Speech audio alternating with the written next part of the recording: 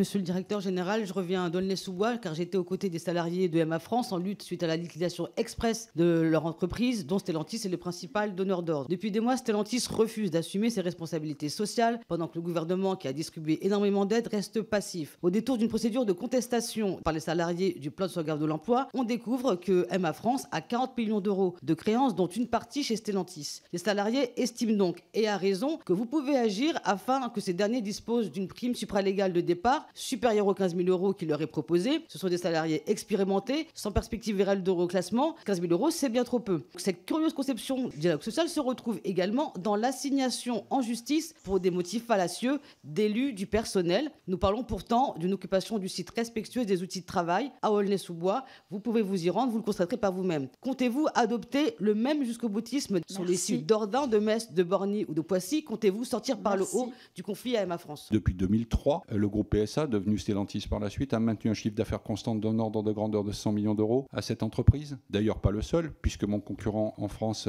a également maintenu du chiffre d'affaires. CLN a décidé à un moment donné d'arrêter de combler les pertes de MA France. Nous avons organisé un soutien qui était très largement supérieur à 15 000 euros. Depuis, ça a été rejeté. L'ensemble de la procédure a suivi son cours. Notre intention est d'en sortir évidemment par le haut, mais en respectant les décisions judiciaires. Rendez-vous le 13 novembre. Ça rejoint plusieurs questions qui ont été posées aussi sur la responsabilité de donneur d'ordre, puisque, vous le savez, Stellantis en fait achète 80% de la production de MA France et effectivement Renault en achète 20%.